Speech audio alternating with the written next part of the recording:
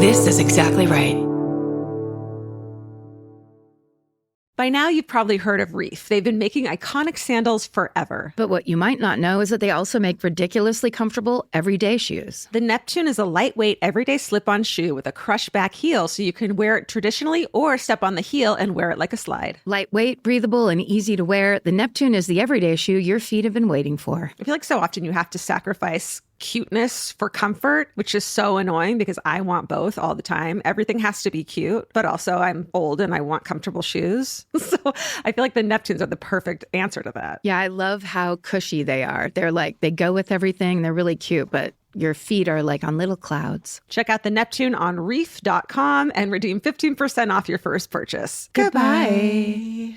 If you're thinking about your bra all day, you're probably wearing the wrong bra. Your bra should clock in, do its job, and clock out. That's where Honeylove comes in. Honeylove is an independent, female-founded brand with products designed by women who actually wear them. Honeylove recently launched their new crossover contour bra, which features their best-selling wireless crossover bra design, plus built-in molded light foam pads for extra support and a beautifully contoured shape. And Honeylove is now offering a crossover triple bra bundle. You can get huge savings by buying 3 at once. But Honeylove doesn't just make bras and shapewear. They built a full line of tanks, bodysuits, and underwear with supportive structure, smoothing fabrics, and premium finishes. Treat yourself to the most advanced bras and shapewear on the market. Use our exclusive link to save 20% off Honeylove at honeylove.com/MFM. That's honeylove.com/MFM. After you check out, they'll ask where you heard about them. Please support our show and tell them we sent you. Experience the new standard in comfort and support with Honeylove. Goodbye. The Hulu original series Furious is now streaming on Hulu and Hulu on Disney+. Starring Emmy Rossum as Alice Black, Furious follows a rookie FBI agent on the hunt for Catherine, played by Lola Pettigrew, a mysterious and calculating female serial killer. While Alice upholds justice, Catherine kills for it, terrorizing the rich and powerful men of New York in her pursuit of vengeance. With secrets that change everything, Alice discovers there's a thin line between hunter and prey. Watch the Hulu original series Furious. Now streaming on Hulu and Hulu on Disney Plus for bundle subscribers. Terms apply. Goodbye.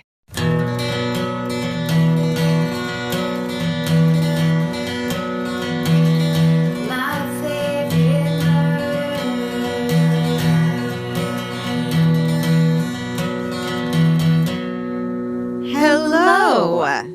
Welcome back to Rewind with Karen and Georgia. I thought that was always my line. I did too, but we can switch. This is our series. You know it. We've told you all about it. We are going back and we're revisiting our favorite moments from the oldest episodes all the way back. And then we're discussing them, talking about feelings, what it makes us think of now. Basically therapy, right? Just continual talking about ourselves.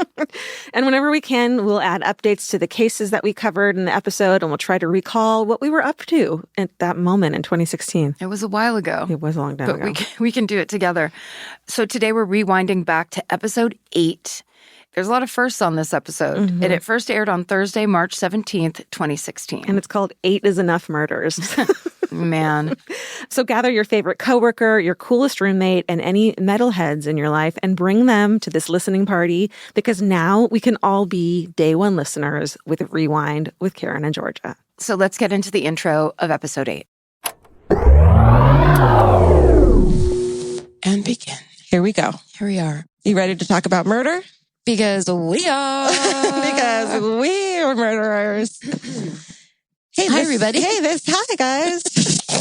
Karen and Georgia, this is my favorite murder. That's probably the most uncomfortable part for me is when we're talking not to each other, but to the audience. Yeah. It's very unnatural. It's so we're like introducing something and like clearly we haven't rehearsed this at all and have. No, we don't have any radio experience. We're not professionals in that way. Hello, everyone. Yeah. Word, like you say a word and then I say a word and we'll go back and forth. Bye. Saying Menon. Yes, exactly. Did you say bye, Menon? No. That's how good we are at this. We don't have any kind of instinct toward what the other person's doing.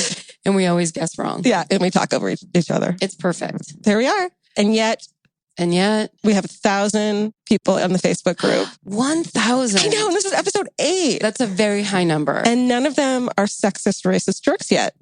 I hear, now I'm not on Facebook, brag. I know. But from what I hear from Georgia, everyone is the coolest on our Facebook page. They're all like, there's all these people that feel like they've come home and they can finally talk to someone about murder and like, cause like their husbands and siblings and everyone thinks they're fucking weirdos for being into murder. And then suddenly they found their people. God bless you all. Someone even said, hey, and does anyone in the New York area want to have a murder meetup? And I'm like, that's how you get murdered. Don't do that. But that's very sweet of you. Yeah, that's easy to misinterpret for in any direction. Yeah. It can either be murder everybody or have a murder meetup and then just murders. You're going to get murdered. I would just be super clear with the wording in that meetup. Yeah. I'd also like to say that we have nothing to do with anyone who gets murdered because of this podcast. We reserve the right to not be culpable. Yep. Into perpetuity. Exactly. Those are two legal words that I know. That was legal as fuck. It felt pretty great. We had a murder meatup today. We ate lunch before this recording. We both had eggs. It's pretty nice. And talked about the Simpsons show, which we're calling The Simpsons. The new Simpsons, OJ, The People versus OJ Simpson. And we talked about that extensively. I feel like I could talk about it forever. I do too. I mean, they are killing it, literally. It's so great. It's so great. And I was telling Georgia that Patton Oswalt, everyone's favorite stand-up comedian, is now on Twitter actively praising Sarah Paulson for her performance as Marsha Clark. Nothing makes me happier. Do you think his wife is a little bit like, get off of my fucking, this is my murder area. Is my thing. Yes. And you're kind of stepping on my toes right now. Like if she were going to become a stand-up comedian all of a sudden. You know what I picture? Michelle McNamara is just always in the other room with her sleeves rolled up, trying to solve crime in real life. And that's why she's my hero. She is such a badass. She's like, you can tweet whatever you want. Yeah. Because I'm in the real world. That's adorable. Yeah. I'm being a fucking investigative journalist over here. Go talk about your murder show that happened 25 years ago. Right. That people from American Horror Story are acting out now. Yeah. It's adorable. Yeah. Okay. Is there any little part of your brain that is like open to the idea that OJ didn't do it? No. Okay. Just making sure. I understand why people think that and want to believe it. Mm-hmm. But I don't think that you can beat your wife up for years and years. And I think he beat his first wife up too. Yeah. Like that as a pattern and as you having explosive anger and violent reactions to things. Plus, as we all are starting to learn, the concussion element in football. Sure. That lots of football players have these problems that could truly stem back to like mental issues. Rage issues. I don't think that just kind of stops at a certain point. Like, yeah, I don't think that's a controllable thing. Or all of those things happen and then just some stranger comes and kills these two people that, yeah, it wouldn't make sense. Right. And especially with all just the evidence. There would be blood evidence that would have, I honestly believe that defense team that was just going to town would have found other blood and been like, what about this guy? Yeah. Because they were scrambling and they got him off. I mean, like, it's incredible. It's amazing. So if there was another person, I trust that dream team would have been like, here's the person, here's their name, here's their blood. Like, here's why we think that. Yeah, that's a very good point. Yeah. Okay.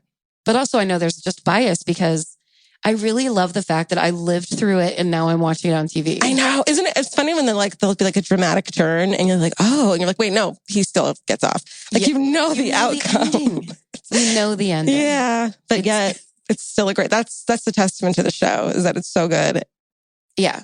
And they're telling you the things you don't know about it. Right. Which I love. The only part of it that I am not into is OJ Simpson. Like, what's his name? Cuba Gooding Jr. As OJ Simpson. Yeah, he doesn't look right.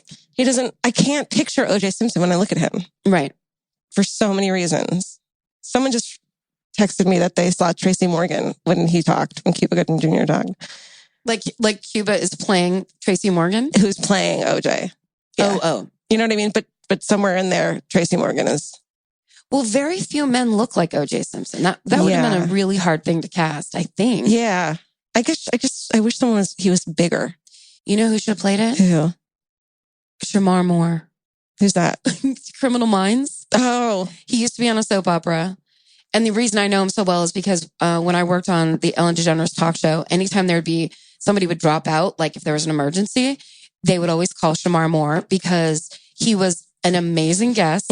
He was usually available because he was on Criminal Minds, so he was always in town. Yeah. And because he was on a soap opera, he had the crazy high Q rating. So we'd get spikes in our rating. Holy shit. Even though he wasn't like famous, he was like beloved. Wow. Yeah. Yeah, I would like to see who was on that like audition list and if Cuba Gooding Jr. just got picked because for whatever reason.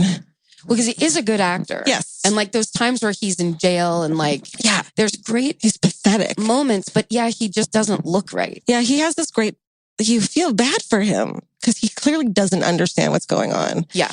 I like that character he's playing, but it doesn't feel like O.J. Simpson to me. Right. Well, because there's too much. Yeah. He seems bewildered and confused, which might be an act that like there's a reveal later. Right. But I want to see someone that's a little more, going with the story he's being given. Yeah. Knowing that he has an out after having killed 2 people. Yeah. Jesus. But maybe that's just my agenda.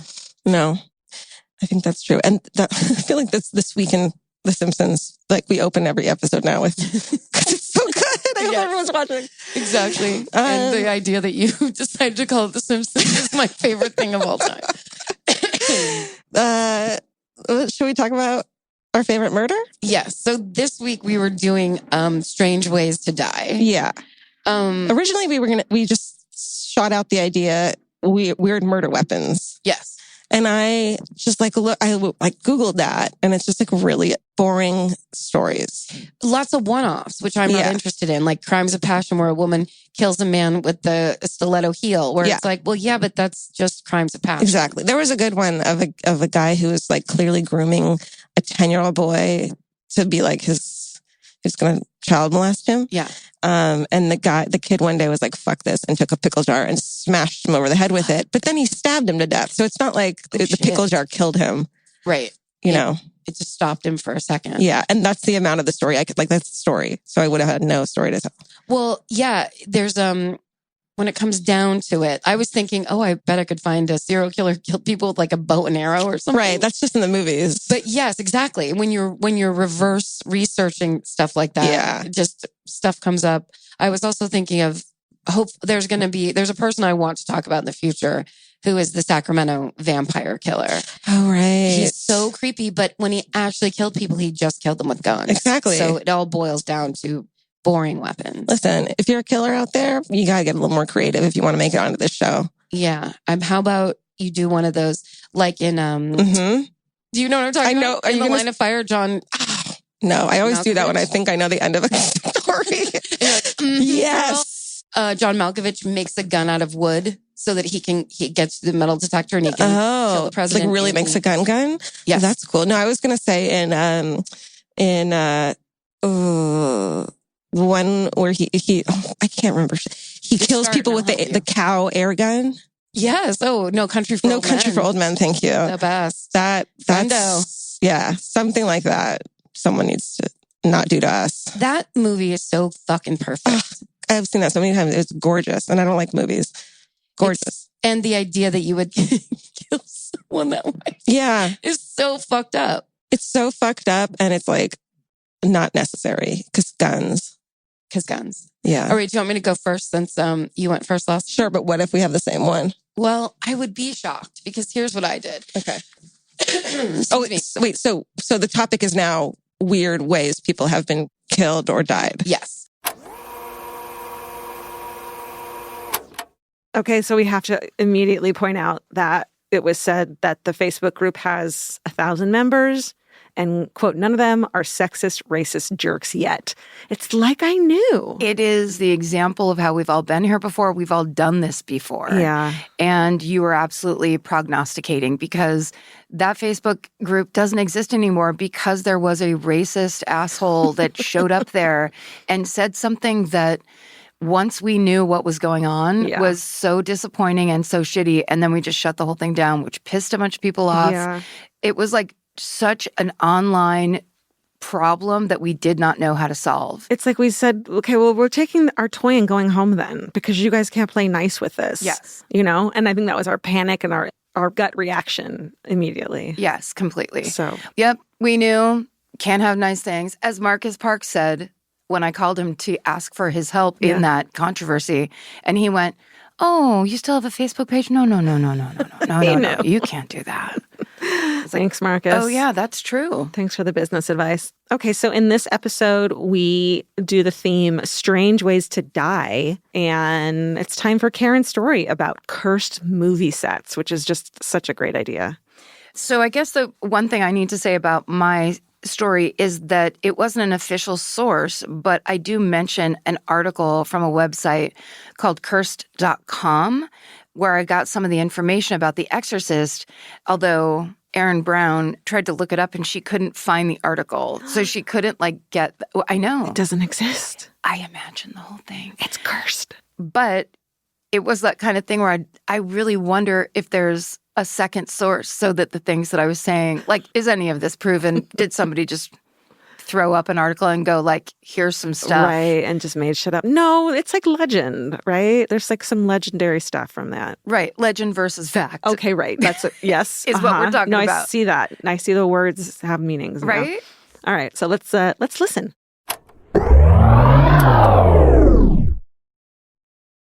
This episode is supported by FX's The Shards, a seductive drama from executive producer Ryan Murphy. Set in 1980s Los Angeles, the series follows a group of glamorous, deeply entangled high school seniors drawn into a life of wealth, beauty, parties, and excess. At its center is Brett, whose reality begins to unravel when the arrival of a new student coincides with a series of mysterious murders. FX's The Shards, now streaming on Hulu. Goodbye. Some flavors will always make you smile. And with Kachava's new cinnamon French toast flavor, you can enjoy the taste of your favorite childhood breakfast without the sugar crash. Kachava is an all-in-one nutrition shake that comes in so many delicious flavors, including the brand new cinnamon French toast. It's made with real cinnamon bark for the richest, deepest, most authentic flavor. And just 2 scoops provide complete nutrition your body craves with protein, fiber, greens, and so much more. Kachava provides clean nutrition to fuel wherever your day takes you. No fillers, no nonsense. Okay, the Exactly Right Media office has all become obsessed with Kachava because they keep sending us these amazing boxes of all the flavors, and everyone kind of fights over it now. So we got this new flavor in, and I mean, there was a line to try it. It's pretty great. We're real believers in the whole Kachava line. So treat yourself to a childhood favorite. Go to Kachava.com and use code MFM for 15% off your first order. That's Kachava, KACHAVA.com, code MFM. Go to Kachava.com and use code MFM for 15% off your first order. Goodbye. There's always a point in the day when your feet decide they've had enough. Especially if you've been running errands, traveling, or my favorite, just standing around. And that's where Reef comes in. Reef has been known for comfort since the 1980s. While many people think of their sandals first, they now make comfortable everyday shoes as well. Like women's Neptune, a lightweight, everyday slip-on shoe with a crush back heel so you can wear it traditionally or step on the heel and wear it like a slide. It's lightweight and breathable, which makes a noticeable difference if you're on your feet for long stretches. You know, we got some of these shoes. I know, they're so cute. They're super cute, but they are really lightweight. You don't think about that. Sometimes when I'm wearing those heavy running shoes, they weigh your feet down. And these Reef ones are super kicky and comfortable. Check out the Neptune on reef.com. That's REEF, and redeem 15% off your first purchase. Goodbye. Goodbye. I'll just take you down my thought process murder journey on this week. So last week, when we were talking about O.J. Simpson, we started talking about Dominic Dunn. Right, which I fucked up and said she got killed the wrong way. We both did, because I immediately agreed with you. But here's the thing. And we once talked about this. We were going to have a correction section when we go through, because a bunch of people tweeted at us to say, Dominic Dunn was killed by her ex-boyfriend who was stalking her, but she wasn't killed by a fan. You are thinking of Rebecca Schaefer from My Sister Sam. That's exactly true. It's what we were, but I thought of the exact same thing, and I was right there with you now. So I went to look it up to be like, okay, here's going to be our correction. Well, it turns out that they were very, very similar murders. They were both actresses. Mm-hmm. Dominique Dunn was 22. Rebecca Schaefer was 21. Oh my God. Both murdered at their homes. Dominique Dunn was murdered by her ex-boyfriend who was stalking her and who she was trying to be reasonable with. And she actually, the creepy thing to me about her murder is that she was doing everything she could to stay safe. And there was a guy, she had her friend over watching TV with her when the ex-boyfriend showed up wanting to quote unquote talk to her and made her come out on the porch. And so the guy was like waiting inside thinking everything was fine. Yeah, because they're outside. They're outside talking. Then he doesn't see them. Then he goes out around back to see if they went into the backyard. Finally comes around front and sees the ex-boyfriend standing over her. He has strangled her to death. How do you know if someone's going to be like a stalker light or is it a murderer? I mean, I think the lesson we're slowly learning is that, like, if you have an abusive boyfriend, you have to break up with him and not get back together with him. Not like you have to cut him out of your life completely, because that's the mistake. I mean, not to say that she made a mistake, but she did get back together with him once. And you give him the idea increased. and an opening to be back, to think that he's back in your life and has a way to do it, and he's just that he can convince you, and he doesn't stop, which is clearly not the woman's fault. No. But we need to be able to not let them come back in our lives at all. Well, and in both of these cases, it's that thing of women being polite. Oh my God. Women thinking they're afraid to be a bitch or they're afraid to make a strong stand. So in Rebecca Schaefer's case, it was a stalker who'd been stalking her for 3 years and who ended up hiring a private investigator to find her home address. And so that was actually after her murder. Between that and the Teresa Saldana attack, which she didn't die. That was the woman who's the co-star of Raging Bull, who ended up getting attacked by her stalker. That's both of those. It ended up changing. They created the first anti-stalking law in California in 1990, I believe, because of those two things. That's amazing. But those two things were totally parallel. They were just 7 years apart, but they were almost exactly the same. So I was like, we both made the exact same mistake. That's weird. And so I wanted to like look into it. And that brought me down the road because Dominique Dunn is most famous for being a part of cursed movies. Is she Poltergeist? Yes. She was the teenage sister in Poltergeist. Fuck, when she flips off the fucking construction workers in her backyard. And I was a kid. I was like, I want to be like that when I grow up. Yes.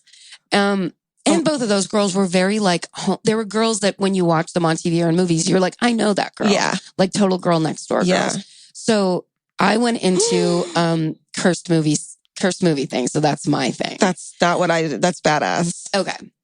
So Poltergeist, the trilogy of movies, they've had all these deaths and tragedies associated with the movie. Love this shit. So I'm just going to walk you on through. And then I have two other ones. Okay. They get shorter as they go. No, I dig it. But we start with Poltergeist. So Dominique Dunn was murdered 5 months after the release of Poltergeist 1, the original Poltergeist. Okay. And then Poltergeist 2, Julian Beck was the guy that played Kane, that super creepy preacher. And he died of stomach cancer at age 60.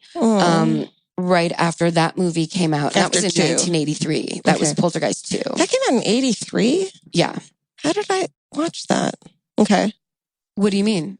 Because I just remember, I feel like I remember seeing it in the theater, but I must not have because that's too young for me to have seen. You would have been too young? Yeah. Well, there was 3 of them. You might have seen part 3 where they were in the apartment building. No, maybe we got it on VHS. Oh, okay. Okay, go on. Then in 1987, Will Sampson, who played in Poltergeist 2, played Taylor, the medicine man, who was the big silent Indian in One Flew Over the Cuckoo's Nest. Oh, yeah, he's incredible. Yeah. He died of scleroderma, which is a degenerative, chronic degenerative condition. That basically he ended up like having kidney failure and all this stuff. So he died and he was only 53. Oh, man, there's just like so many ways you can die. Like if you want to think about it a lot, there's all these things. There's all these things. If it's not murder, then it could be a disease. It could be some weird gene just clicks on. It's not could have. It's gonna. Well, yeah, there's gonna be something. That's really what it is. Oh God. We're all ticking time bombs. Okay, go on. Then the one that got this idea of this movie is cursed going is Heather O'Rourke, because she died when she was 12 years old. It was 1987. The same year as Will Sampson. And it was before the release. And some people say before the ending of the shooting of Poltergeist 3. So she was the little girl, but she's like the main character in Poltergeist. She's in the middle of shooting. Yeah. Carol Ann walked towards the light. She's halfway through shooting the third one? Yes. Okay. I think more than halfway through, but some people say they can't get it confirmed that there's a body double for the rest of the shooting because she died. And they had diagnosed her as having Crohn's disease, but what she actually really had was a bowel obstruction.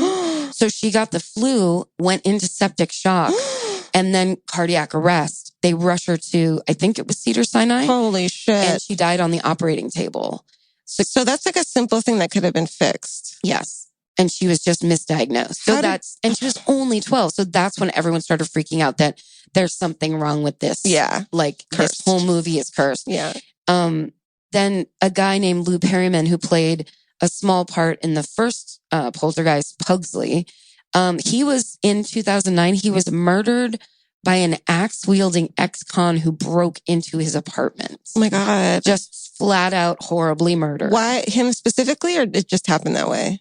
They think it was just somebody trying to rob him, but the guy had an axe and then just ended up killing him. Or it was a because cursed he was at home. movie. Or it was a cursed movie and it was just a man possessed by a demon. That's crazy. Okay. Then Richard Lawson, who played the parapsychologist Ryan in the original. I liked him. Yeah, he's been in, when I looked on his Wikipedia page, it just went on and on. He has been in a million things and he still is up until 2016, release pending. Like he's been in everything. Yeah. And he was in a commercial airline crash where there were 51 passengers on the plane. 27 of them died and he walked away. So more than half the people on the plane died and miraculously he walked away. So that kind of is it's, say a tragedy associated, but it almost is kind of that freak accident. It's a freak accident that he didn't die in. Yeah. So it's almost like, well, maybe he ended the curse. If I were him, I would never leave the house. Well, or would it be that thing where I survived a fucking plane crash that other people didn't? That's true. I'm invincible or whatever. That's true. But also turned out, and Jo Beth Williams talked about this in an interview she did once, that she found out after, so that huge crazy scene at the end where they fall into the pool and there's all the skeletons. Mm-hmm. Those were real human skeletons that they used. Because apparently a rubber skeleton remake is more expensive than just using real ones. Who gave them skeletons? And they probably bought them from Prop House or whatever, but a lot of people think that has something to do with it. But then also, they say that the remake that they just came out with, My Boyfriend Sam Rockwell, that they shot it on a house that had a big field behind it, so they could kind of recreate all that stuff. And apparently they couldn't get any of the electronic stuff to work in this field. They couldn't they were using drones to shoot overhead shots and the drones wouldn't work. They wouldn't register the field. Oh my God, I'm getting chills. Yeah. So there was a thing where there was all kinds of problems and weird shit going on that set too. Oh my God. I'm going to throw up right now. Well, then that brought me to a Cracked article, which if you don't go on to cracked.com, you're crazy. Oh my God. It's the best website. It gives you listicles, but they're written so hilariously. So well. And it's like BuzzFeed for smart, funny people. Yeah. And it's the topics they do are just absolutely incredible. Like the 10 scariest mysteries that cannot be explained, or I love Cracked. Or 10 YouTube videos that are actually what they say they are, truly scary and crazy. Right. Yeah. Cracked is amazing. So that led me to this list, and it was 6 cursed movie sets. But I only did, because the next one that turned me on to was The Exorcist. Oh, shit. Which it makes, you're it makes sense that this is cursed. Yeah, it's not like My Fair Lady was cursed. It's fucked up movies like The Exorcist. And this one's crazy. Oh my God, I want to hear. I don't know this. So Exorcist was shot in 1973, or came out in 1973. It was shot the year before. Okay. I'll just start here. The shooting was delayed after the set caught fire. So there's a set of their house. If you've seen the movie, if you haven't seen the movie, you have to. It's the scariest movie.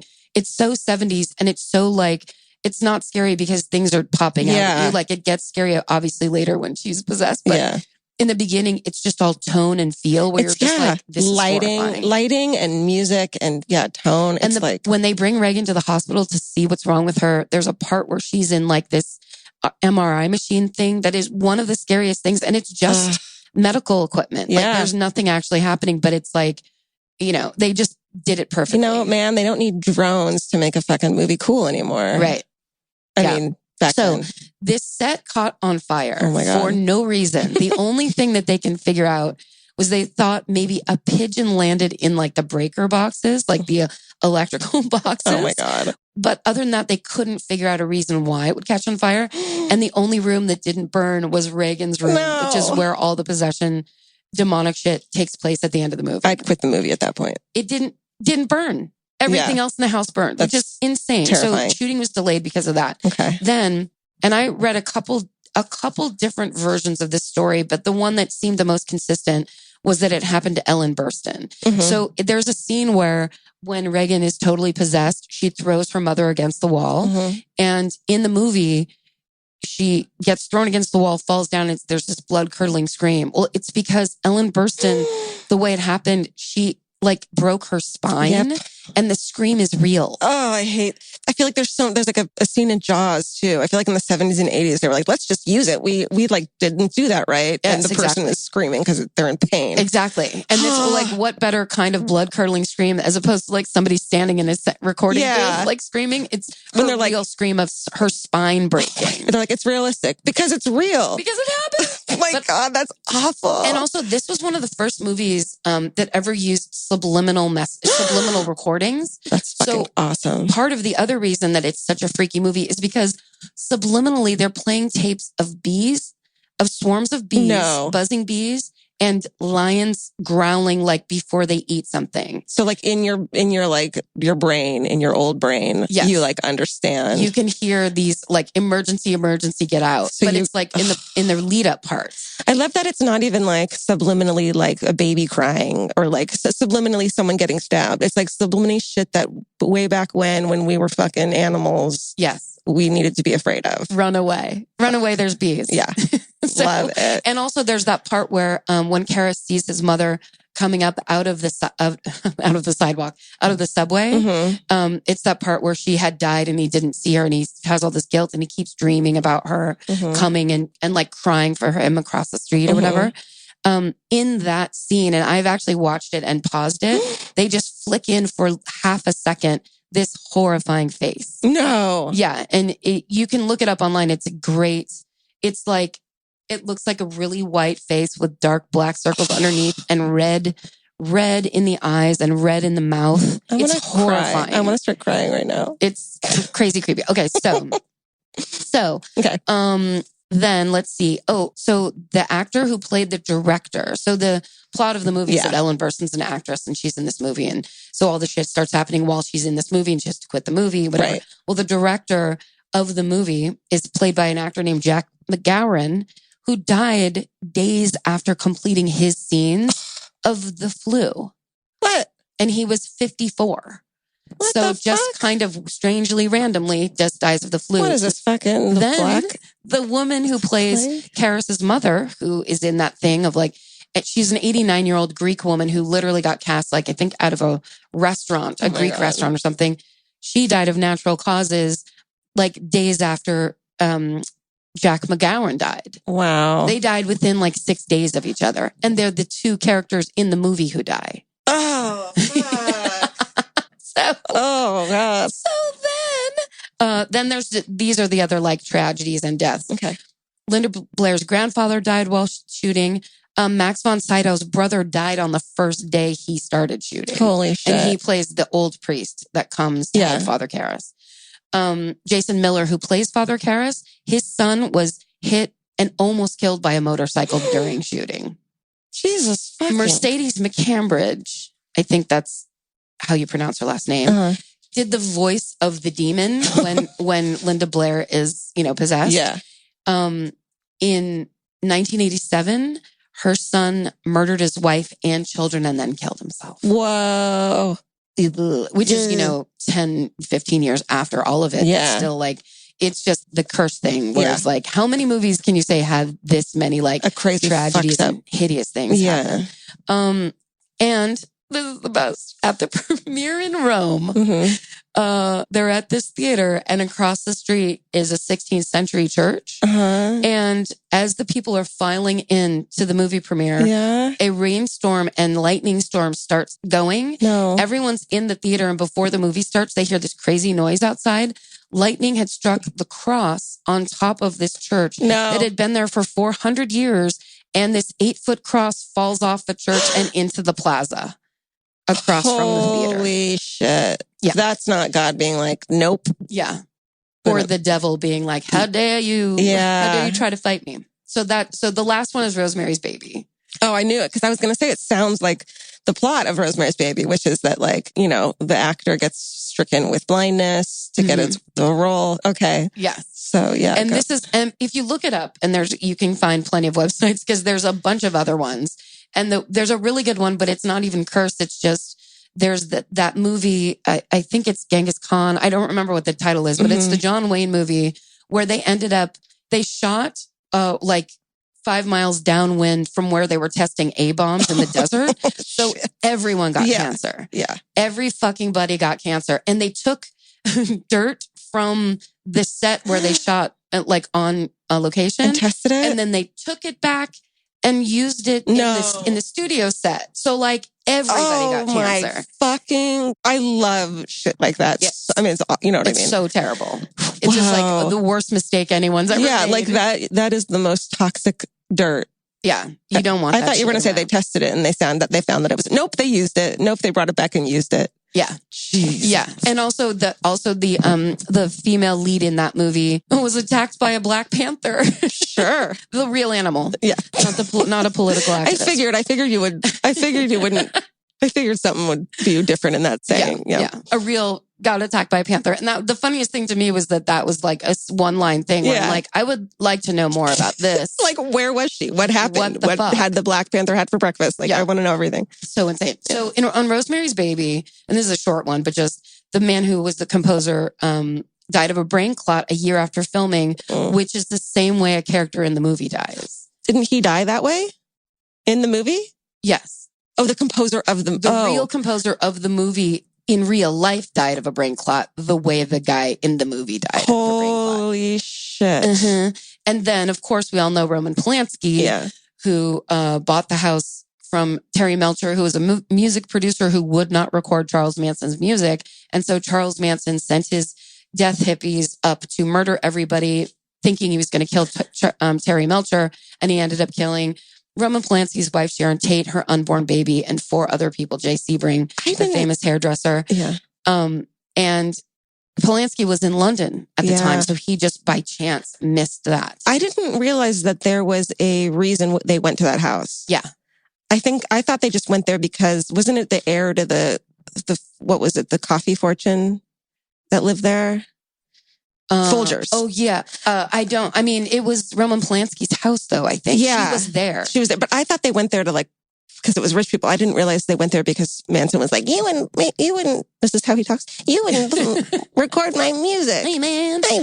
Yeah. Oh, I didn't know that. He had a reason, but then once they were there, they didn't care. Yeah. They were just like, we're killing all these people. Right. But here's what I find interesting about that is that they the Manson family called that Helter Skelter, that murder spree, which of course was a Beatles song. And then in 1980, John Lennon was shot in front of the Dakota, the same apartment building used as the exterior of the apartment building for Rosemary's Baby. No. The end of my thing. I'm just going to kick my glass of water over right now because I can't even handle any of this. I just want to kick it. There's so many good things like that, but I kind of went way off our theme. No, but there was a line, it was a linear narrative that started with a murder. Yes. That we had talked about before. Exactly. So I deemed that okay. Thank you. Good. And also it makes me just want to say, we love it when you tell us if we make mistakes. Yeah. Because this conversation can be so dense. Shit we're talking about sometimes that obviously I definitely make those mistakes all the time. We want to hear it if you're like, oh, wait, no, that's not right. And Karen and I really only research the ones we're going to talk about. So if we're just randomly going off on a tangent about something else, we're not going to be looking it up in the moment. Yes. It's called research and we're not doing it. So we want you to definitely help us and add because once I saw a couple people be like, I remember very specifically when she was murdered and stuff. So then I was like, oh yeah, we should tell that story accurately. Yeah. That then led me down that path. Just don't be mean about it because we have very fragile self-esteem. We will just fall apart if you're mean. So during your story, you talk about needing a corrections corner because we already have listeners providing feedback to the mistakes we started to make. Well, yeah. How could we not make mistakes when we were doing stuff like reading one article and then trying to retell stories? It's like, how could we not make mistakes when we're living life and it's so fucking complicated? And all we're doing is talking to each other on mic. Yeah, I'm not. It's for mistakes. It is. But it is interesting that Corrections Corner then became a thing where then Corrections Corner generated this idea. So it really is that thing of don't be afraid to make mistakes and don't be afraid to be wrong. It's what gets you to your next thing. Totally. And no one cares except for you. Pay attention to your mistakes and, work on them. And you're not as bad of a person as you were before. Use the creative ideas that are inside of them. That's right. They're like beautiful marbles, every mistake you make. That's that right. you could look at as, trash. Or you could put in a big, tall glass and stick some lilies into. And then have someone at the fair count how many marbles they're in and then win that jar of marbles. Then you win marbles. That's life. That's life, isn't it, kid? What the fuck are we talking about? Okay, now we're going on to Georgia's story. I feel like we're saying this every episode of Rewind, but man, is this one that sticks with you. This one sticks with you. It's so frustrating. Yeah, it's really frustrating. My research is sparse, but I looked at a lot of Reddit posts, so that's great. Yeah. And listened to the Generation Y podcast about the case and I had been reading about it for so long. So here's the story of the death of Rebecca Zahau.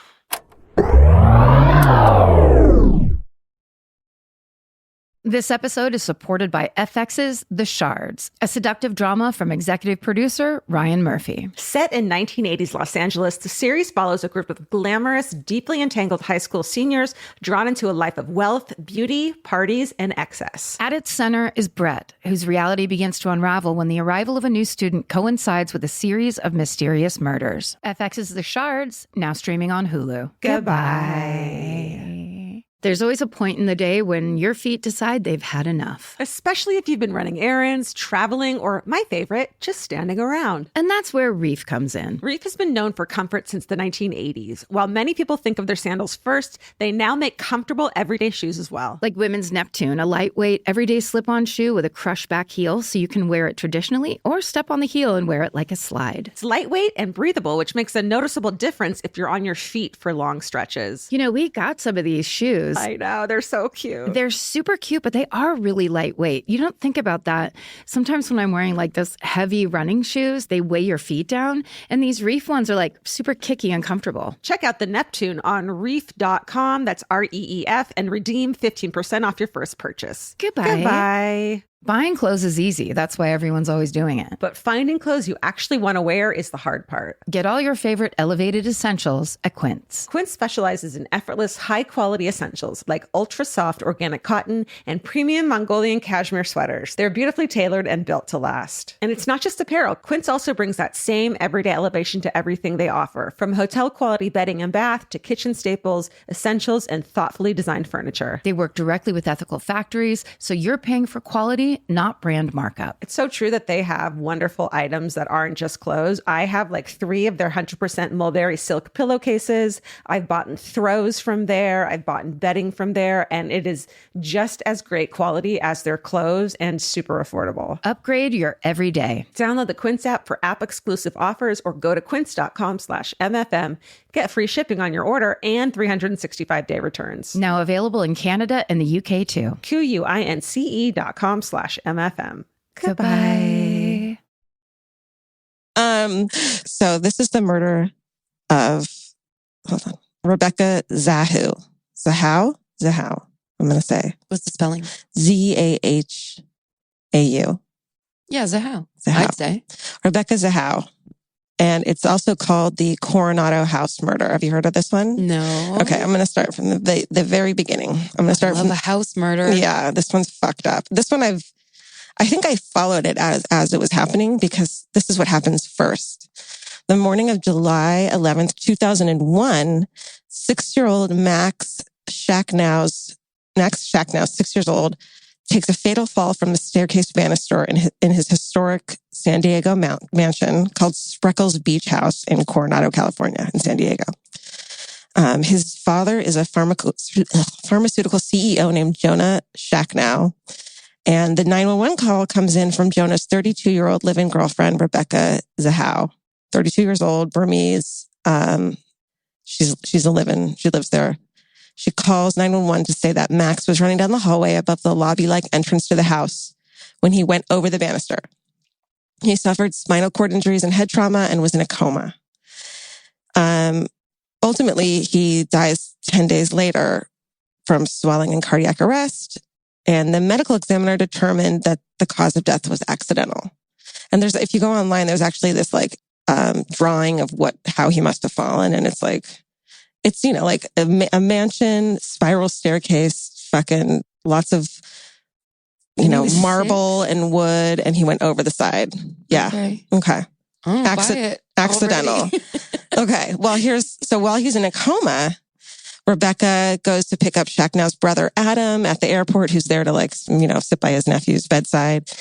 He flies in from Memphis, and Adam, who's the CEO's brother, is staying in the house, in the back house, while he's there. And that night, there was reports of really loud music coming from the house that night. And while Jonah, the father, is supposedly keeping a vigil at Max's bedside with Max's mom, Dina Romano, and her sister, Nina, Adam is staying at the house, and Rebecca is as well. Okay, cut to the next morning. Tension. Yeah. So the next morning at 6:45 a.m., Adam finds Rebecca's body. She's nude, hanging by her neck from an outdoor back balcony. Her wrists and ankles are bound. And she's gagged with a blue long sleeve t-shirt wrapped around her head with the sleeves double knotted and stuffed into her mouth. There's a residue on her legs that looks to be like tape residue. And she's bound. She's hanging by her neck. And her, on the bedroom door where she had jumped out of, supposedly, because here's the thing, the coroner ruled this a fucking suicide. What? Yeah, this is the thing. This is the murder. I really think that it was accidental, and then this was vengeance. This might have been vengeance, a suicide. And on the bedroom door, someone had written in black paint, "She saved him. You can save her, or can you save her? She saved him. Can you save her?" No, what does that mean? Nobody knows. There were 4 instances of head trauma, but ultimately she died from hanging. So he deemed it a suicide. And in addressing the blood on her legs, because there was also blood on her legs, the forensic pathologist identified the cause as either a menstrual period or a intrauterine device, which is the most insulting. But that's also, yeah. I mean, what are the odds? Yeah. Right. Right. Although, if it's a really bad period, you might just want to kill yourself. Sorry. Terrible. Yeah. Or if you're raped. I'm baffled right now. Yeah. This is a baffling case, which is why I love it so much. Okay. And I remember the news report of the kid falling. And then 2 days later, this woman. So, Dr. Maurice Godwin, a private forensic consultant, told a reporter that Zahau's death had all the earmarks of a, quote, ritualistic killing, and that the suicide had been staged. Duh, she's fucking bound and gagged. In Dr. Godwin's opinion, someone had dazed Zahau with a blow to the head and then tossed her off the balcony. So, and of course, remember I said that the neighbors had heard loud music coming from the house that night. So maybe covering up screams, which the neighbor also heard. Oh, really? Yeah. So that night, the night that she died, at 10:48 p.m., Zahau received a text message from Nina Romano, the sister of the mother of Max. And Nina stated that she wanted to stop by the house and speak with Zahau about Max's accident. And Zahau didn't reply to that message, but police said that she checked her voicemail a few hours later and listened to a message, deleted it, or it got deleted somehow, and we have no idea what was on that message. So according... Of all the things they can do, why can't they find deleted messages? It seems like a simple... You can find a deleted email. Right. This is like the making of a murderer thing. Yeah. That drives me crazy. Yeah. Okay. Which part? Like, why didn't they find out what was on? And those kids deleted, the brother and the ex-boyfriend deleted. They broke into her voicemail and then deleted stuff. And they're like, oh, well, I guess it's gone forever. Where it's like, how is that possible? It's impossible. Especially if someone is missing, you're not going to, everything could be a clue. Why would, to find your missing loved one unless you know what's going on and you deleted it on purpose. Right. Yeah, totally. But everyone's not a true crime fanatic like we are, though, too. So according to a, forensic analysis, forensic expert, the note, what was written on the door was written by a right-handed male. And based on how high the door was, the person was probably 6 feet tall.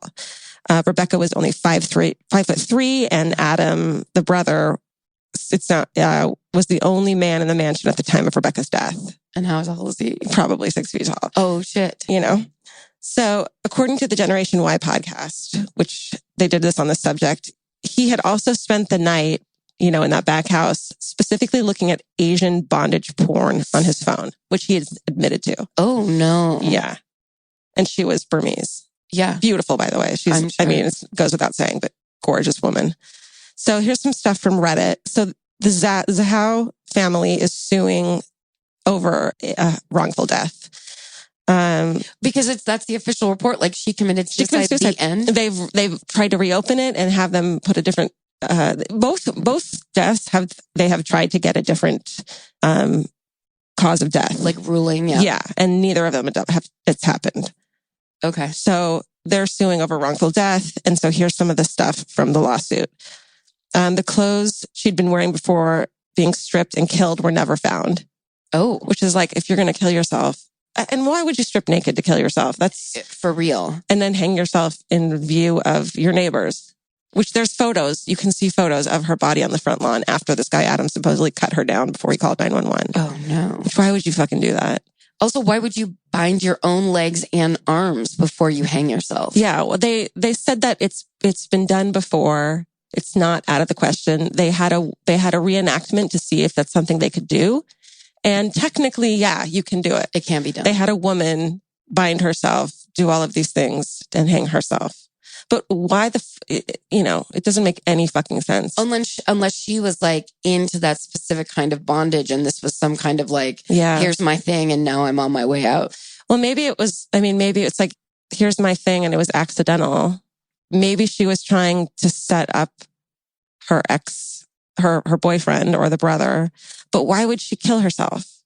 Because ultimately she's in question for this child's death. Right. So why would she be suddenly trying to set other people up for murder? Totally. Like, doesn't she have hideous guilt? A 6-year-old died. Yeah. And she was in a coma. She was supposed to be watching him for sure. So she probably does feel a lot of guilt over it. And it sounds like the mom and the sister were kind of crazy and like hounding her about it. Yeah, I'm sure. No one believed it was an accident. But then you strip down, bind yourself. So then you take a handful of pills and you're dead. Yeah. Yeah. And also, I feel like she was also a Christian, which doesn't mean that she wouldn't kill herself, but there's some sort of shame there that you wouldn't be naked in front of everyone. I feel like there's kind of a bit of a, what's the word? Well, not being a naked person. You mean like body shame or like... No, just being demure, a little more demure. Oh, yes. Yeah. Okay. So... Well, because then it makes it about a whole different thing. It's perverted all of a sudden. If you're killing yourself because you're so sorry, then you wouldn't be naked and bound in a sexual manner. And it seems like. There's 4 blunt force wounds to her head, which they argued on her way down, she hit her head on the wall, which is like post-mortem? Like right as she's dying, as she's hanging herself. Oh. Her body flings into the wall 4 times and hard enough to give her blunt force trauma. That's not going to happen. So the ties that bound her were nautical ties, and Adam, the brother, in the lawsuit, it says he's referred to as being a sailor. Oh. This is all from Reddit, so I didn't read this directly from the case. And the ties binding her are the same paint from the message on the door, as did her nipples. Oh. The black paint. Okay. So the other thing is if she had to jump out of the window with her full force, the bed that she had tied the rope to should have moved. Yeah. And it didn't move enough. which means either someone was sitting on the bed holding it in place, someone moved the bed back to where it should have been. For some reason, if she had actually jumped, it would have been heavier. She had mud on her feet, but there were no footprints on the balcony. Mm. Why did she have mud on her feet? That means she was outside and the back house. Running barefoot. Right. But no fucking, so someone clearly picked her up and threw her over the side of the balcony if there was no footprints on the balcony. And then there was a computer in her room that was used after 3 a.m., which was later than the time she would have already been dead. And no determination was ever made as to who accessed it. So a lot of people are saying that this is like, a wealthy man. They want to bury this. They don't want to bring this to trial. The cops are corrupt. It's a really wealthy neighborhood in San Diego. They determine that her death is a suicide. And they're like, and this is done. And like, no one else asks any questions. And not only that, but they keep going. Like when there's questions about how on earth could this have happened? Why would this have happened? Instead of saying like, well, we need to look into that more because that doesn't make any sense as to a suicide. They like give insane excuses as to like, well, people have killed themselves that way in the past, or see, like this woman was able to do it in a recreation. So it must be how it happened. And, no DNA means, and if she was hit over the head, she maybe was stunted and there's no DNA because there was no fighting between them. There's no defensive wounds because she was immediately rendered unconscious. Yeah. And then tied up. And then tied the fuck up. Also, how do you bind yourself? So say, let's go with that. Yeah. Like she bound herself crazily yeah. before she threw herself over. So then your legs and arms are bound and then you still have to jump and get over the balcony. Yeah. Or whatever that thing is that she went over. But then paints a thing. If the paint is on her when she's bound and on the ropes and on her nipples, then she must have done that after she painted the message. Right. Bound, painted a message at 5'3" that's up really high. Mm-hmm. That's not really a suicide note. No. That no one really can understand what it means. So they're saying that people have bound themselves like that in the past when they commit suicide. But I can't remember what I was going to say. First of all, how many? Yeah. Like one? Right. That's crazy. Right. Yeah. One person was probably very interested in that kind of bondage. Yeah. Or it was like a sexual thing gone wrong. Yeah. Or gave them, pleasure, relief, something. They were connected in some way. Isn't that insane? And that's it. Yeah. And that was 2 days after the kid went over the railing. Well, also the kid going over the railing, like in just picturing it in my mind, knowing nothing about the actual setup. Mm-hmm.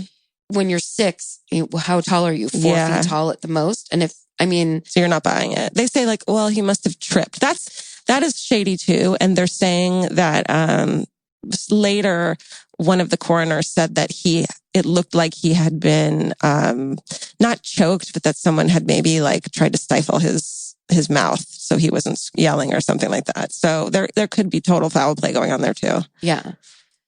That makes the most sense to me, is like some kind of killing of that child, whether it was accidental or not or whatever.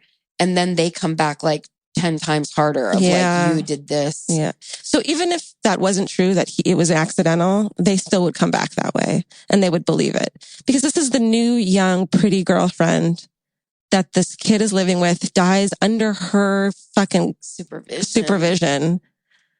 And so of course they're pissed and going to come after her. Yes. She's the ultimate villain. Yeah. Also, she had to go get like in that, before she was murdered, after the kid's in the hospital, the brother comes into town and she's the one that's got to go pick him up. She goes and gets him and then they go have dinner, which I want to be like, well, who the fuck is having dinner when this kid's in the hospital? But then, it's true. Who the fuck is having dinner? I want to know where they had dinner. But I've been at a bedside of someone dying and you have to eat. So you all go sit at this place and have a quiet, uncomfortable, sad dinner. That happens. It does happen. It's not like they went to fucking Chili's. Like, who knows? But I just think I was babysitting a kid, a 6-year-old, who then basically died under my care. Mm-hmm. I'm not driving to the airport. Most people won't drive to the airport anyway. Yeah. Like, I'm not driving to the airport. I'm not going out to dinner. No. Like, I would probably be on so many pills, I would be in bed permanently. Yeah, me too. I mean, you're not wanted at the hospital because the mother is there and she fucking hates your guts. And the family hates your guts probably anyway. Take a fucking cab from the airport. Take a cab or some other relative. Oh, you know what? I'm sorry. Her sister was in town at that moment. And so she had to take her sister to the airport, which still take a cab to the fucking airport. Why is she running errands for people? She must be in okay, say she's a sociopath and she killed a child. Yeah. That's the only thing that makes sense to me to be like, sure, I'll be there at 8 to pick you up. Or she's in shock and she's doing everything she can to be helpful because she just is like, let me do what I can. Yeah, I guess so. Maybe not. Fuck. I know. Yeah. So it's just baffling. And it's really frustrating that nobody seems to want to test for anything. Well, and if it's like pharmaceutical money, that's like the most money, that's right? All. CEO of a pharmaceutical company, that's all of the money in the world. That's all the money. And then he's like basically going around. It's a Coronado. Yeah. Crazy rich part of San Diego. Is that right? So then it's just like those people already know those people. He probably gives to the community to begin with. So they're just like, I've had a tragedy. Now she killed herself. Can we just lay all this to rest? Yeah. Is probably the storyline, right? Yeah. Yeah. Like no one's going to come back. This is a tragedy all around. Let's just let it rest. And her poor, is she like a first generation Burmese? Yeah. So her poor parents are just like, can we get a little something? And everyone's like, nope. And everyone's saying, the family's saying that's not her handwriting. She was not suicidal. Her sister spoke to her that evening, not suicidal at all. Everyone's saying she wasn't suicidal. Oh, that is sinister. Yeah. And even her ex-husband, who you would think would hate her because she actually cheated on him with her new boyfriend, is like trying to figure out what's happened to her. He's not even like vengeful in any way. I know. I want to know more about that brother. Like, what's his deal? Yeah, no, there's no information about what he does for a living, who he is. He's from, I believe, Memphis. Yeah, he's from Memphis. And it's kind of like, I think we all know people who have like the type of person who has a insanely rich older brother. Yeah. That's basically like, well, now I get to do what I want. Yeah, totally. Maybe for all of my life. He cut her down at 6:48 a.m. and then sent a text message to his brother to inform him of the news. I would love to read that text message. Yeah. Hey, dude, your girlfriend's dead. You text someone to say your wife is dead? Or call. You call. You call at minimum, if not drive down to the hospital. What? Yeah. Is happening? This brother's sinister. I'm curious about the dad, the boyfriend, if he had anything to do with it. Apparently he was sleeping at the Ronald McDonald house that night because he was, by his kid's bedside the whole time, needed to sleep a little bit, which is what the Ronald McDonald house is for. Oh. And so he wasn't even near the house. And then the ex-wife was also at the hospital? Her sister was at the house? The ex-wife was at the hospital with the sister. Oh. There's, the speculation is that they came over banging on the door to be let in. Rebecca wouldn't let them in. The message that was deleted might have been from Jonah saying, let them in. Oh, yeah. That was deleted. Right. So if they had that message saying, let them in, then they have proof that the women were there. But there's no proof that they were there. I know. How fucking crazy is it? Well, there's no proof that they were there, but no one's looked for proof. Right. Yeah. They've looked to prove a suicide. It sounds to me like there's no proof that the women were involved. It sounds correct. I think that this guy, the brother, is clearly, was it sexually motivated? It had nothing to do with Max, and maybe she rebuffed his advances and he got angry and killed her. Man. And made it look like it was revenge. There's a lot of motives there.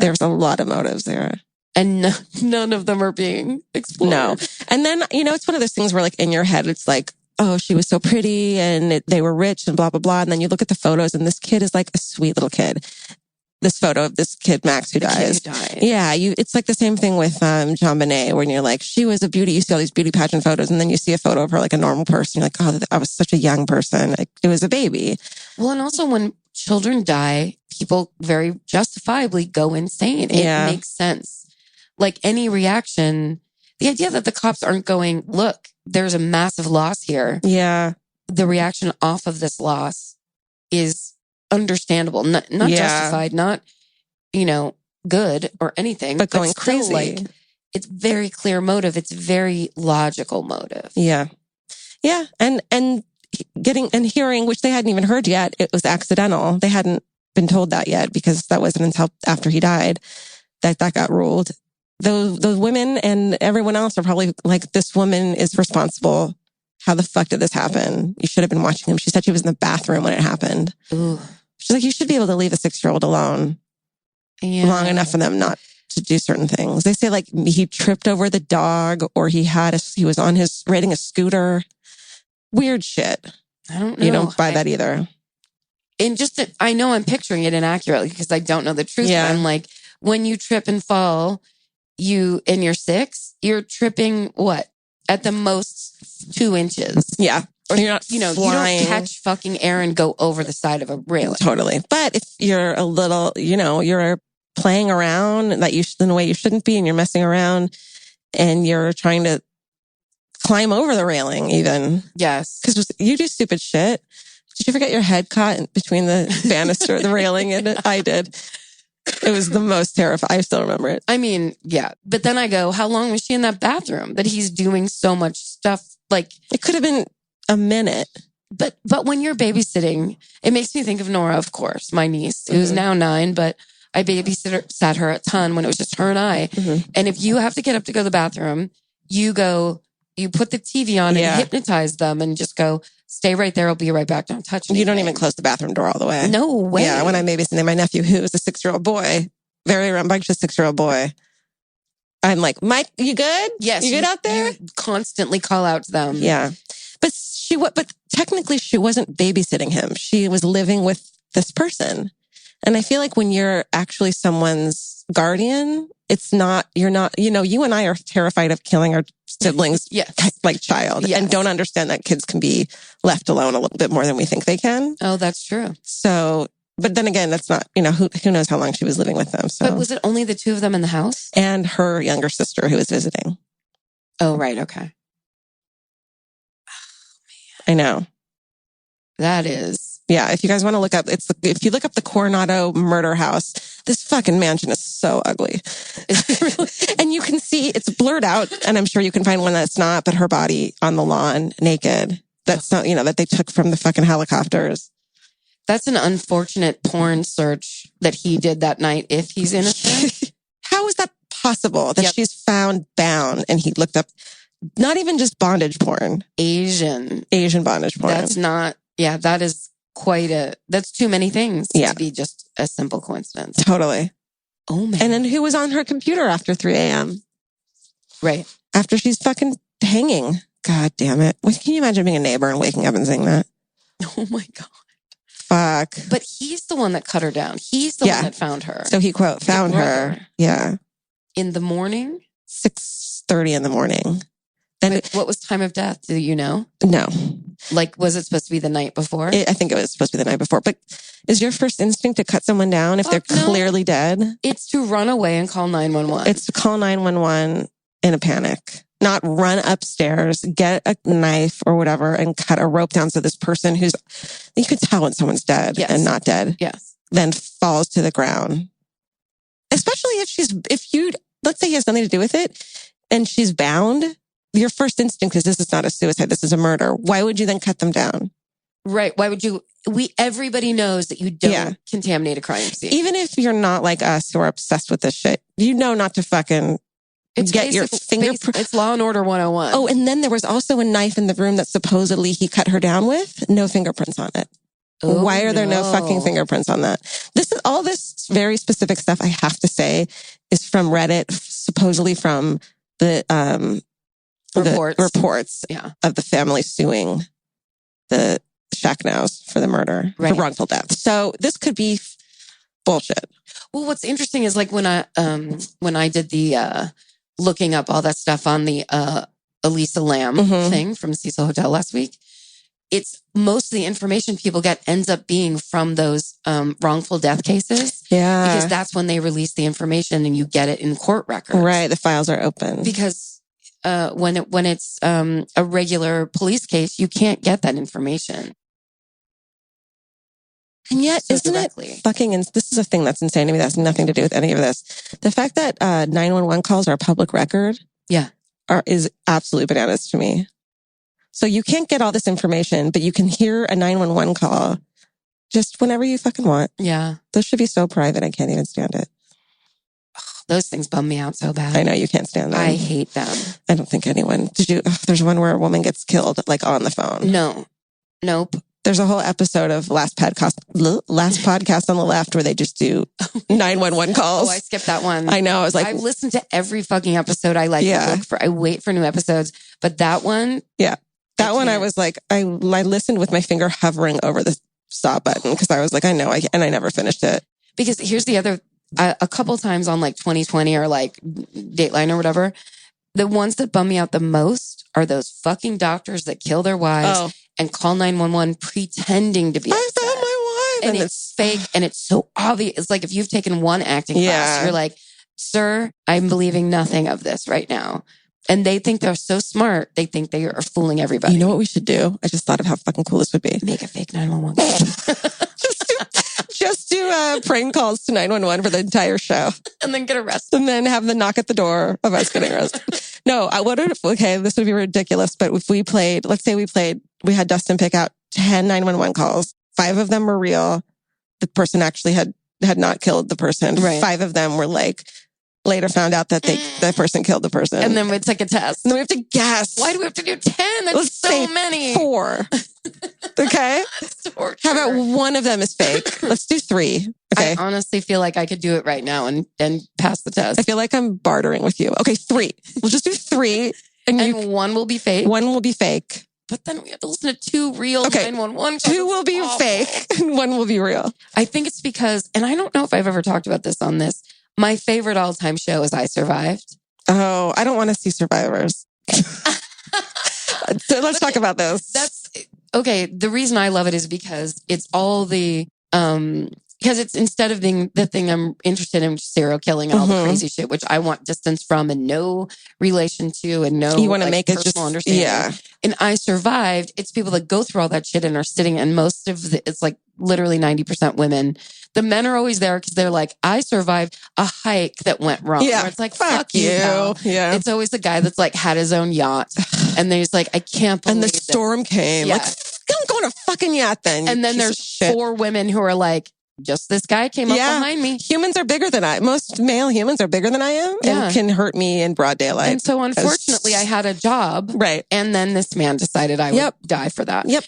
But that's why I don't like it. Cause do you know the show, Cold Case? Oh, what's the one with the 2 women who, God, my memory is awful. Is it a real show or is it like a fictional? It's a real show. Where they're trying to solve cold cases? Cold cases, yeah. Is it relatively new? Yeah. I've never watched it.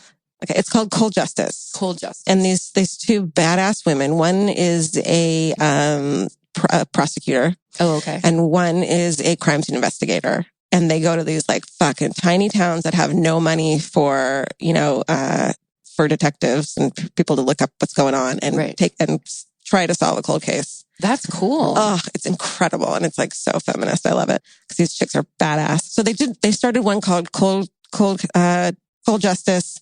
But it's only rapes and sexual assaults. Oh. So these women are survived. And it's just so depressing because their interviews like make me hurt, but you don't have to get an interview from the person who's dead. Right. So I don't like that's very true.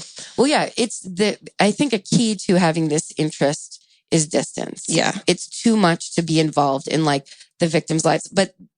And that's normally how I feel. But I Survived is produced so well. Yeah. Because you don't want to watch a person who survived and can't tell their own story because they're still so fucked up. Yeah, that is too much to take on. We all have enough problems. It's also nice too when you're like, when you know that the case has been solved and they've caught the guy and he's in prison because they're still trying to find the guy who raped them. That's too much. Yeah, like the stress in their life. Yeah. On I Survived, it's all women who most of the time at the very end, they're like, and then I started the Victims Counseling Center. Yes. There are all these amazing women that like take it, turn it around. There's one girl that like was kidnapped when she was 16 by this crazy serial killer, somehow survived, whatever. And she's a cop. Fuck yeah. And it's everything becomes really amazing and inspirational of like how you can, the worst thing in your life can become like basically your destiny. Does it make you think too that you're more equipped to survive something that happens to you because you're never going to be like, well, everyone dies from this. You're going to be like, remember that girl? She fought this guy and she won, and here's how to. Oh yeah, and once you know that's a fact, a true fact. That can happen. Yes, and also they all talk about you do whatever it takes to survive. So if you have to play dead, if you have to, like they not justify, but they're like explain like the things that a lot of survivors feel guilty about, which is like, then I got raped for the fourth time. Yeah, and I didn't fight or something. Right, it's like, no, you don't fight because he would have just slashed your throat. Yeah. There's a thing. I always like, this is my big thing is like, just even if you get stabbed, don't get in the truck. Don't get in the car. Don't go somewhere with the person. That's like the big thing is like, you're better off getting shot on the street than not getting shot and getting in the car of the person who's trying to like do whatever you fucking can, even if it's getting stabbed, to not get in the car. Yeah. Because as soon as you're in their possession, you're fucked. Yes. It's a good thing to know in your head. Right. But in the situation comes up, who the fuck knows? Yeah, I'm not going to. It's so crazy. Because also you go into shock. I mean, there's a lot of those people that tell the story where you're just kind of like, it all is so surreal that you feel like you're dreaming. This is bringing up shit, and we're probably going to need to talk to therapists about it. Yeah. Should we? Is there something positive we can talk about? Did you ever? I just snorted like snot in my nose like a fucking third grader. No, I love it. You're sick. It's okay. There's gotta be. They can go on to other podcasts for positive shit. There's true. Like all kinds. Here, Elvis, do you want a cookie? Want a cookie? Okay, that's a positive. That's okay. Elvis, a cookie? Yeah. Okay. All right. Well, thanks for listening, you guys. I'm sorry if this is, but please tell us everything. You can email us at myfavoritemurder@gmail.com. Please get onto the Facebook page, My Favorite Murder group. It's private, so people won't be able to read your crazy shit that you write. And it's like such a fun fucking group. And then on Twitter, we're my Fave Murder. Yeah, please follow us. And then go on iTunes and rate, review, and subscribe. Have you been reading our reviews? I haven't. We should see if we have any. I did once, and I told the story of how I fixated on the 2 bad ones and didn't even pay attention to the hundreds of good ones. That's how life is. I know. We shouldn't do that. I'm going to shame us for doing that.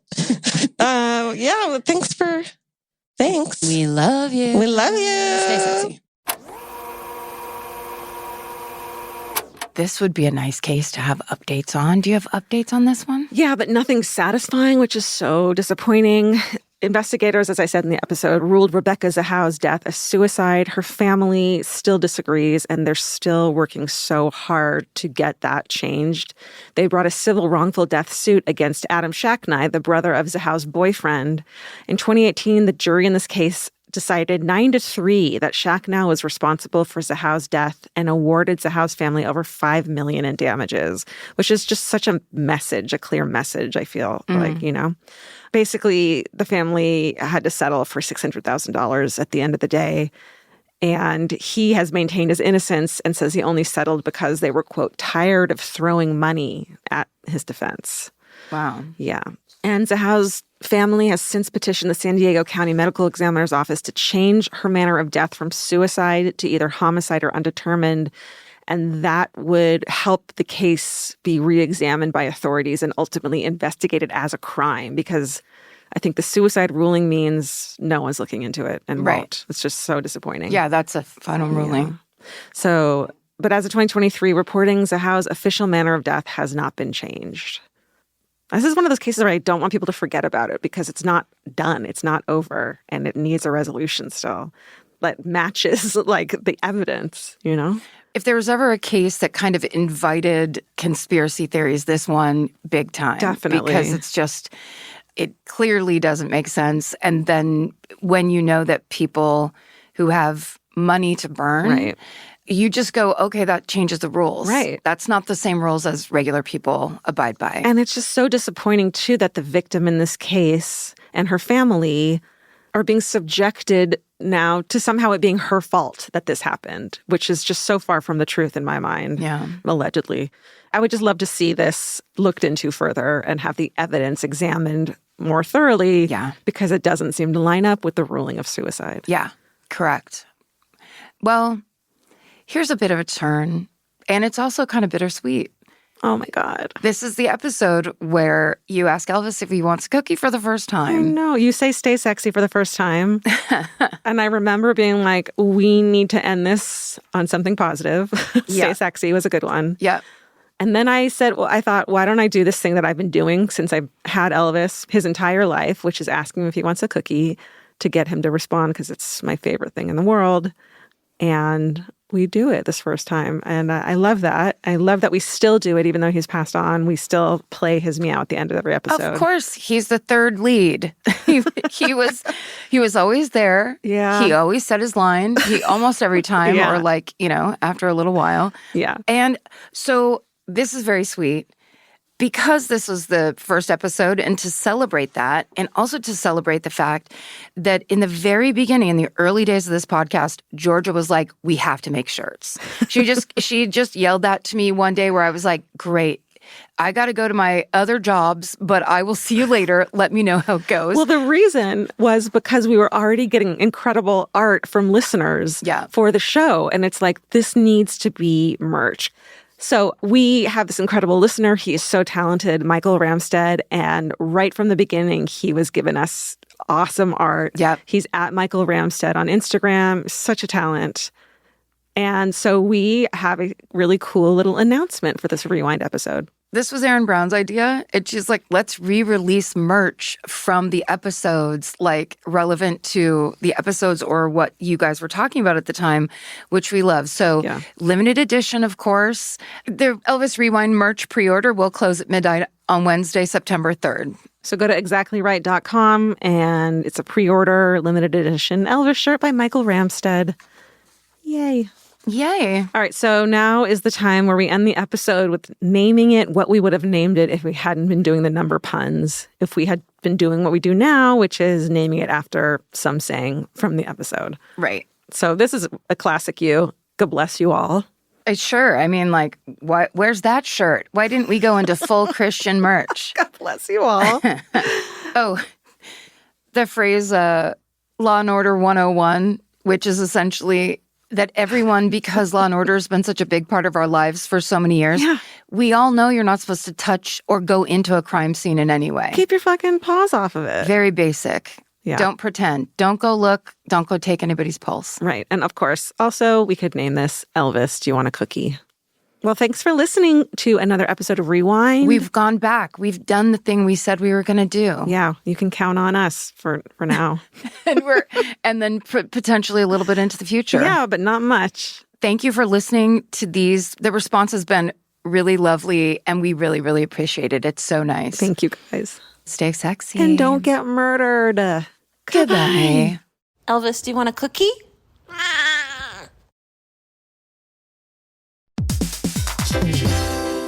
Hey everybody, here's the thing about other home security systems. They're all designed for after the window breaks, after someone's inside, after you get the notification, after the police come. SimpliSafe is the first system designed for before, stopping a break-in before it even begins. That's right. Unlike traditional security systems that only alert you after a break-in is already underway, SimpliSafe is designed to help prevent the crime before it starts. Their cameras can detect suspicious activity at the perimeter and alert live U.S.-based agents. Then SimpliSafe's agents assess the threat, intervene, speak through the camera to scare off the intruders, and call for 911 dispatch. That's right, and SimpliSafe has been protecting your world for 20 years, everybody. So celebrate their anniversary and save 60% on your new SimpliSafe system at simplisafe.com/stuff. That's 60% off, you guys, at simplisafe.com/stuff. Plus, when you order, write in our show name and the How Did You Hear About Us survey to let them know that we sent you. Don't forget, there's no safe like SimpliSafe. Vacation planning should feel like a breeze, not a deep dive into countless travel sites searching for the best deal. With Cheap Caribbean's Budget Beach Finder, you can search every destination and every date all in one search. You'll save time and money with the Budget Beach Finder. Say goodbye to endless scrolling and tab hopping, and hello to Budget Beach Bliss at your fingertips. Go to cheapcaribbean.com to try out the Budget Beach Finder and see just how stress-free vacation planning should be. Goodbye. Goodbye. There's always a point in the day when your feet decide they've had enough. Luckily, there's Reef. You may know Reef for their ridiculously comfortable sandals, but they aren't stopping there.